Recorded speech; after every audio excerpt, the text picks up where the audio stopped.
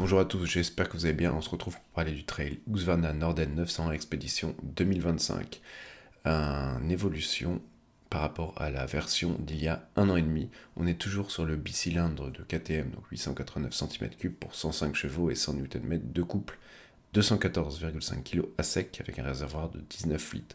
Donc on peut s'attendre à 234 kg à peu près avec les pleins. Ce qui est plutôt normal dans un segment trail comme ça.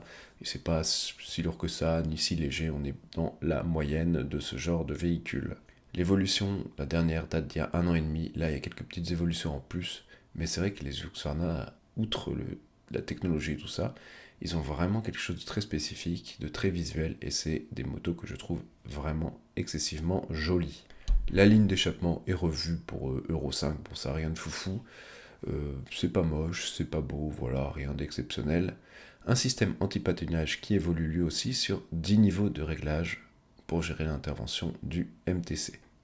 Accélérateur ride-by-wire, donc accélérateur électronique, mode de pilotage, shifter de série, ABS en courbe, anti-dribble, ça a été avant, ça reste bien entendu. Par contre, il y a quelques petites nouveautés sur ce trail, outre le côté esthétique. Vous avez de nouveaux rétroviseurs, des feux de détresse avec un commodo dédié ou encore un nouveau port USB-C à gauche du compteur TFT, bien plus pratique qu'avant.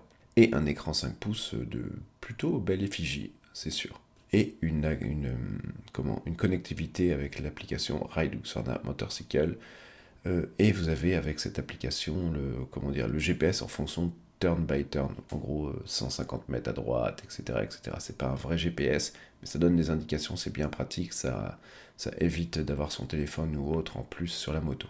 Bien entendu, j'en ai déjà parlé, le réservoir de 19 litres, une bulle touring assez haute, béquille centrale, poignée de selle chauffante, plaque de protection moteur et sacoche latérale sont toujours de la partie sans option, c'est vraiment compris dans la moto de base. Pour la partie cycle, aucune modification par rapport à avant, on reste sur du WP Explorer, hein, voilà, à large débattement et des jantes à rayons avec des pneus Pirelli Scorpion Trail STR qui sont d'ailleurs des très très bons pneus. Amortisseur de direction et un cadre à moteur porteur.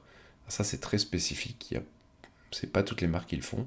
En gros, ça permet d'avoir en général une ergonomie de la moto plus intéressante. Et la livrée de la moto, on en parlait un peu tout à l'heure du côté esthétique. Avant, c'était une robe bleue. C'est abandonné pour cette année pour une robe gris kaki qui est excellente. Je vous la montre tout de suite en photo ou en vidéo, peu importe. Vous allez voir, elle est magnifique cette moto. Le prix reste à confirmer, mais je pense qu'on sera aux alentours du prix actuel. Donc voilà, n'hésitez pas à me dire si vous avez des questions ou quoi dans les commentaires. Je vous dis à la prochaine les riders, bye bye.